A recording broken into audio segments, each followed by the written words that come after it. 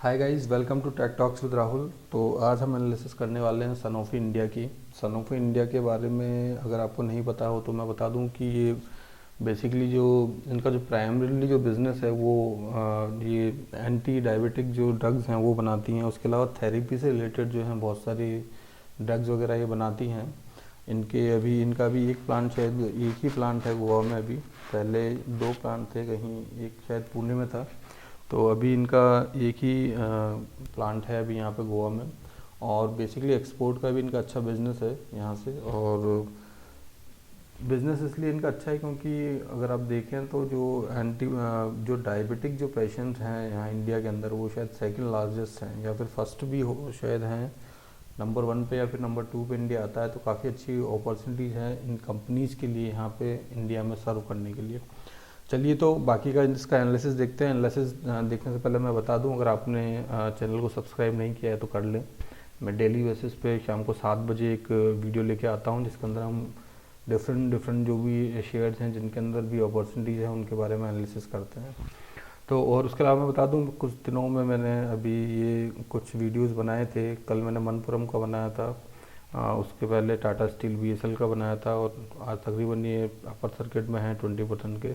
RFC, जेलेट India, Ujjivan, यहाँ पे एक यूनियन बैंक ऑफ इंडिया का है, ये REC, hero MotoCorp, Equitas holding, abode, HDFC, Rajesh exports. और ये सारे जो हैं वीडियोस मैंने बनाए हैं। अगर आप चाहें तो प्लेलिस्ट में जाके इनको कंसीडर कर सकते हैं, इनको देख सकते हैं। तो चलिए स्टार्ट करते हैं। तो सनोफी के बारे में मैंने आपको बता दिया। बेसिकली यही इनका काम है सनोफी का। और इनके जो पीयर कंपैरिजन के अंदर देखें तो यहाँ पे हम Abbott India, Glaxo, Pfizer, PNG, AstraZeneca, Novartis, और बेसिकली देखा जाए तो जितने भी ये शेयर्स हैं अभी, ये सारे शेयर्स जो हैं काफ़ी अच्छे भाग चुके हैं अबॉट को और ग्लेक्सो को और सनोफी को छोड़ के, राइट। बाकी सारे शेयर्स जो हैं, ये सारे शेयर्स जो हैं काफ़ी अच्छे तरीके से भाग चुके हैं ये फार्मा सेक्टर के। तो देखिए सनोफी के अंदर देखते हैं क्या अपॉर्चुनिटीज़ है। अभी क्वार्टर के इसके रिजल्ट आए हैं, वो भी काफ़ी अच्छे आए हैं। तो देखते हैं इसके अंदर क्या क्या चीज़ें हैं। मार्केट कैप की बात करें तो तकरीबन 17,391 करोड़ का मार्केट कैप है। करंट प्राइस 7,551 है। बुक वैल्यू जो है 920 है। और आरओसी इसका जो है 20 के ऊपर मैं कंसिडर करता हूँ, 31.6 है, काफ़ी अच्छा है, राइट। उसके अलावा डेट जो है वो बिल्कुल नाम मात्र का डेट है इनके ऊपर, और प्रमोटर होल्डिंग भी इनकी अच्छी खासी है यहाँ पे। और एक चीज़ मेरे नोटिस में भी आया है तो मैं बता दूँ। देखिए बहुत सारे शेयर्स होते हैं जो काफ़ी महंगे होते हैं, राइट। और मैंने बहुत से लोगों को देखा है जो पसंद करते हैं छोटे छोटे जो शेयर्स होते हैं। छोटे छोटे इन द सेंस जो जिनकी वैल्यू कम होती है, 1, 2, 5, 10 रुपये वाले, 20, 25, 50 रुपये वाले जो शेयर्स होते हैं उनको ज़्यादा प्रीफर करते हैं। तो मैं आपको बता दूं कि देखिए शेयर का शेयर का दाम कम होना और शेयर का भाव कम होना, इन दोनों में डिफरेंस होता है।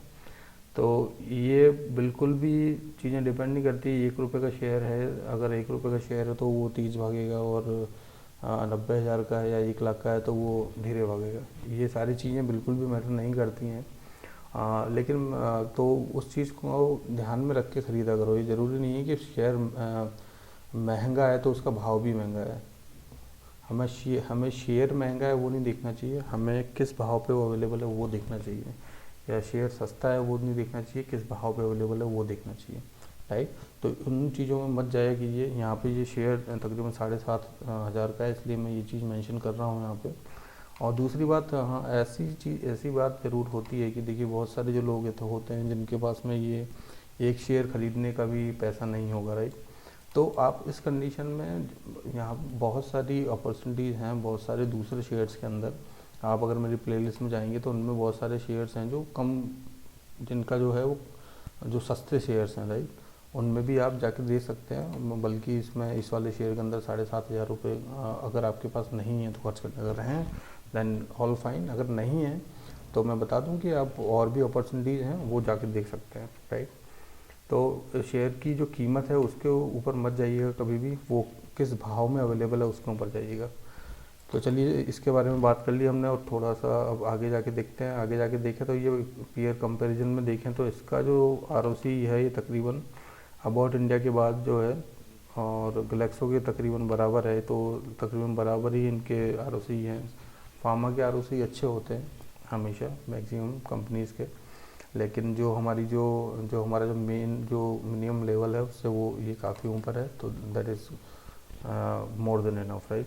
सेल्स के अंदर बात की जाए यहाँ पर, तो सेल्स के अंदर देखी जाए तो मार्च 2021 की जो सेल्स हैं उसके अंदर एक कंसिस्टेंट ग्रोथ है यहाँ पे मैं कहूँगा, लेकिन ग्रो है, ये हाईएस्ट तो नहीं है, लेकिन काफ़ी ये पिछले 2 क्वार्टर के अंदर जो है इनकी ग्रोथ जो है, पिछले 3 क्वार्टर के अंदर देखी जाए तो इनकी ग्रोथ काफ़ी अच्छी खासी है, राइट। तो यहाँ पे एक कंसिस्टेंट ग्रोथ है, ये चीज़ सही है, लेकिन जितनी ग्रोथ है उसके हिसाब से शेयर अभी कहाँ चल रहा है, जैसा कि मैंने बताया कि भाव इम्पोर्टेंट होता है, उस हिसाब से शेयर अभी किस कीमत पे अवेलेबल है वो देखना ज़रूरी है, राइट। तो वो अभी देखते हैं हम, और भी चार्ट के अंदर उसका एनालिसिस करेंगे। मैं बता दूं आपको, देखिए तकरीबन ये जो है अपने जो तीनों जो एवरेजेस हैं 50, 100 एंड 200 उनसे नीचे अवेलेबल है, काफ़ी नीचे अवेलेबल है मैं कहूँगा। तो एक भाव देखना इसका ज़रूरी है, परफॉर्मेंस कंसिस्टेंस है, लेकिन अगर अच्छे भाव पे अवेलेबल है तो उसे कंसिडर करना चाहिए, राइट। चलिए तो देखते हैं, इसके आगे जाके देखते हैं। ऑपरेटिंग जो प्रॉफिट है वो तकरीबन इनका इंक्रीज़ हुआ है, अच्छा खासा इंक्रीज़ हुआ है पिछले जो क्वार्टर से अगर मैं कहूँगा तो। ओपीएम इनका 26%, 3% इंक्रीज़ हुआ, that is also good. Profit before tax भी काफ़ी अच्छा खासा इंक्रीज़ हुआ है पिछले क्वार्टर से। और प्रॉफिट आई थिंक मैं कहूँ तो प्रॉफिट ये हाईएस्ट है यहाँ पे, राइट। नेट प्रॉफिट देखा जाए तो नेट प्रॉफिट भी इनका जो है ये हाईएस्ट है यहाँ पे, तो सही है यहाँ पे। उसके अलावा अगर सेल्स के अंदर देखी जाए तो सेल्स के अंदर ये जो 19 और 20 को कंपैरिजन किया तो 20 में सेल्स थोड़ी कम है इनकी, और जो टीटीएम के अंदर है वो भी थोड़ी कम है इनकी। लेकिन आप सेल्स के कंपैरिजन में अगर इनके प्रॉफिट मार्जिन जो इंक्रीज हुए हैं, ऑपरेटिंग प्रॉफिट मार्जिन अगर वो देखेंगे तो मार्जिन यहाँ पे जो है वो हाईएस्ट हैं, 677, 737, राइट। टीटीएम के अंदर सेल्स यहाँ पे कम है, लेकिन ये मार्जिन जो है यहाँ पे हाईएस्ट हैं, और यहाँ पे भी मार्जिन जो है इनके हाईएस्ट हैं, राइट। तो अगर यहाँ पे सेल्स अगर और बढ़ेगी इनकी तो ये मार्जिन भी और बढ़ेंगे, लेकिन यहाँ पे सेल्स कम हुई हैं नो डाउट, लेकिन इनके जो मार्जिन्स हैं वो इनके काफ़ी इंक्रीज हुए हैं, तो दैट लुक्स गुड टू। उसके अलावा अगर देखे जाए तो रिजर्व्स जो हैं इनके, रिजर्व्स यहाँ पे कम हुए हैं रिजर्व्स, और बोरोइंग्स भी इनकी थोड़ी सी बढ़ी है यहाँ पे। और बोरोइंग्स में देखें तो 23 करोड़ के करीबन इनका जो बोरोइंग्स है वो बढ़ी है, और अगर इनकी यहाँ पे जो रिजर्व देखे जाएँ वो रिजर्व तकरीबन जो है 2100 करोड़ रुपए हुए हैं, तकरीबन 300 करोड़ जो है इनके जो बोरोइंग्स हैं वो इनके जो रिजर्व्स हैं वो कम हुए हैं यहाँ पे। उसके अलावा अगर मैं बात करूँ यहाँ पे तो फिक्स एसेट के अंदर देखें अगर इन्होंने कहीं कुछ इन्वेस्टमेंट किया है तो एक्यूमुलेशन डिप्रिशिएशन से, अच्छा ओके, डिप्रिशिएशन के अंदर इनकी जो है ये नंबर इंक्रीज़ हुआ है यहाँ पे। उसके अलावा अगर देखा जाए तो यहाँ पे जो ग्रॉस ब्लॉक्स हैं उसके अंदर भी इंक्रीज़ हुआ है तकरीबन 40 करोड़ के करीबन।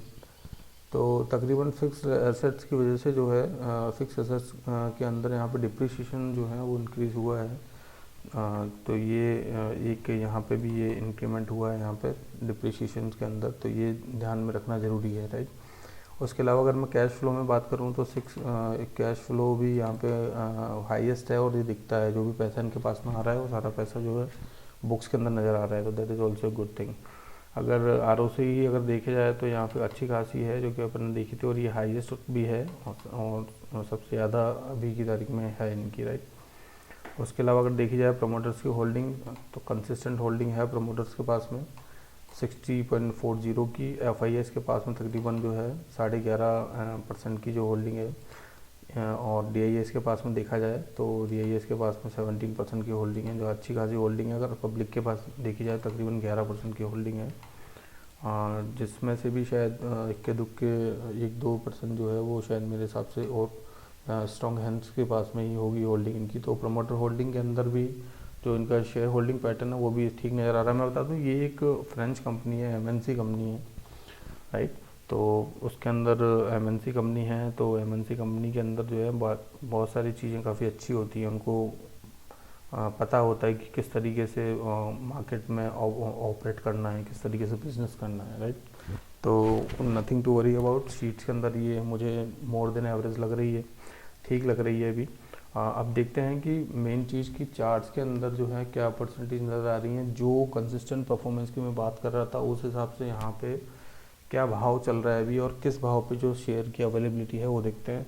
तो चलिए उसको देखने से पहले if you are liking the content please hit the like button so I would know, and please subscribe the channel and please share with your friends. और अगर कुछ आपका कोई डाउट है या फिर आप मुझे कुछ कमेंट्स करना चाहते हैं या मुझे कुछ पूछना चाहते हैं या आप चाहते हैं कि उस शेयर के बारे में, पर्टिकुलर शेयर के बारे में मैं एनालिसिस करूं, तो मुझे बताइएगा, मैं ज़रूर उसे कंसिडर करूंगा। और चलिए तो अब बात करते हैं इसके चार्ट पैटर्न की तरफ। तो चार्ट पैटर्न के अंदर अगर मैं देखूं सनोफी का, तो अगर देखा जाए तो कंसिस्टेंटली कंपनी ने ग्रो किया है, नो डाउट। ये तकरीबन जो है अच्छा खासा इसने ग्रोथ किया है। पिछले एक जिगजैग मोमेंट का जिगजैग के अंदर ज़रूर रहता है ये शेयर। तो अगर आप स्विंग ट्रेडिंग करते हैं तो उसके अंदर भी आप जो है इसको कंसीडर कर सकते हैं, क्योंकि अगर आप देखेंगे तो काफ़ी टाइम से ये जिगजैग मोमेंट में है। ये अभी शेयर ऊपर नीचे कर रहा है, राइट। और इस तरीके के शेयर जो होते हैं स्विंग के लिए काफ़ी अच्छे होते हैं। अभी करंट में क्या अपॉर्चुनिटीज़ है वो देखते हैं। एक सबसे पहली बात है, तीनों मूविंग एवरेजेस जो हैं उसके नीचे है ये। मैं हमेशा प्रीफर करता हूँ कि इनके नीचे शेयर हो और अच्छा शेयर हो, अच्छा बिजनेस हो, फंडामेंटल अच्छा हो और अच्छे भाव में हो, तो वो शेयर को मैं कंसीडर ज़रूर करता हूँ। RSI अगर यहाँ पे देखें हम, तो RSI भी इसका कंफर्टेबल है, ठीक RSI इसका है यहाँ पे। उसके अलावा अगर मैं बात करूँ यहाँ पे चार्ट पैटर्न में, तो देखिए काफ़ी दिनों के बाद में शेयर ने एक पिछले टाइम से शेयर जो है वो काफ़ी टाइम से नीचे गिर रहा था, गिरते गिरते ही इस लेवल पे आया है। और इस लेवल पे आने के बाद में इसने यहाँ पे 2 बुलिश कैंडल बनाई और उसके बाद में ये अप ट्रेंड में स्टार्ट है। और ये जिगजैग मोमेंट का शेयर है, तो हो सकता है ये जिगजैग में ऊपर भी जाए। और यहाँ पे एक अच्छी बुलिश कैंडल आज इसने बनाई है, जो कि एक यहाँ पे इंडिकेट करता है कि एक बुल ट्रेंड में ये शेयर जो है जाने की पूरे चांसेस रखता है, राइट। क्योंकि इसके क्वार्टरली रिजल्ट अच्छे आए हैं, इसका जो बिज़नेस है वो अच्छा है। और एक चीज़ और बता दूं, जो इस लेवल से जो इसने यहाँ पे जो सपोर्ट लिया था, ये काफ़ी जो है सपोर्टिंग लेवल था इसका। यहाँ से ये ऊपर चढ़ा है वापस। अगर देखेंगे तो मल्टीपल टाइम इस शेयर ने यहाँ पे सपोर्ट लिया है। पहला सपोर्ट इसका यहाँ पे था, जो कि अब मुझे लगता है ये यहाँ पे रेजिस्टेंस का काम भी कर सकता है कुछ टाइम के लिए। और उसके बाद इसको इसने ब्रेक किया, उसके बाद में ये यहाँ पे है। तो ये मुझे एक सपोर्ट लेवल इसका स्ट्रॉन्ग सपोर्ट नज़र आ रहा है। और इस स्ट्रॉन्ग सपोर्ट से तकरीबन इसने सपोर्ट लेके ऊपर की तरफ ये अब चलना चालू हुआ है। तो I am bullish on this share और मुझे लगता है कि ये काफ़ी अच्छी रिटर्न दे सकता है। अगर मैं करंट में जो टारगेट है उसकी बात करूँ यहाँ पे, तो अगर टारगेट देखूँ यहाँ से, तो सीधा इसका जो है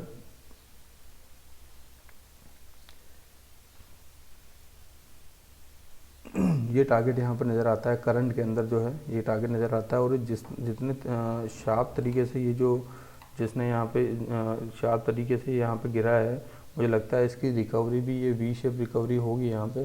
और इसमें एक और इम्पोर्टेंट बात ये है कि यहाँ पे अगर आप देखेंगे इस जगह पे, तो इस जगह पे एक गैप छोड़ा है इसने बहुत बड़ा। तो ये गैप थ्योरी भी एक होती है, जिसके अंदर ये इस तरीके के जो गैप होते हैं खास तौर से जो बड़े गैप होते हैं वो फिल भी बहुत जल्दी होते हैं और फिल ज़रूर होते हैं। ये इतने बड़े जो गैप होते हैं वो ज़रूर फिल होते हैं, राइट।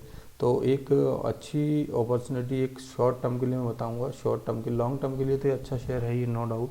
लेकिन शॉर्ट टर्म के लिए भी एक अच्छी अपॉर्चुनिटी है। और इस लेवल को ये बहुत ही जल्दी आके जो है इस लेवल पे यहाँ पे पहुँच सकता है। और इस लेवल और यहाँ से अगर ये ब्रेकआउट देता है इसके बाद में, तो जिस तरीके से इसने कंसिस्टेंट जो परफॉर्म अप ट्रेंड में रहा है, उस तरह की ग्रोथ देने में पूरा सक्षम है। दूसरा रीजन इसका ये भी है कि अगर इसके कंपैरिजन में हम फार्मा सेक्टर्स के शेयर देखेंगे, तो मैक्सिमम सारे शेयर जो हैं वो ऊपर निकल चुके हैं और अपने हाई टाइम पे ही हैं अप्रॉक्स, मैक्सिमम कुछ शेयर्स को छोड़ के। तो इसके अंदर भी मुझे अपॉर्चुनिटी नज़र आती है। और मैं मानता हूँ कि इसके अंदर जो है short term as well as long term के लिए अच्छा शेयर है, आप इसको कंसिडर कर सकते हैं। लास्ट में एक डिस्क्लेमर, अगर आप जो भी मेरे वीडियो देख के अगर एजुकेशन ले रहे हैं दैट इज़ गुड, बट इनको देख के आप किसी भी तरीके का आप इसे एजुकेशन लीजिए, लेकिन किसी तरीके का कोई भी स्टेप लेने से पहले आप अपने इन्वेस्टर जो एडवाइज़र है, आपका इन्वेस्टर एडवाइज़र, उससे ज़रूर बात कीजिएगा। उसके बाद में ही आप कोई डिसीजन लीजिएगा. So thank you so much guys, this is for today and tomorrow will meet with a new share. So I'll see you soon. Bye bye, take care.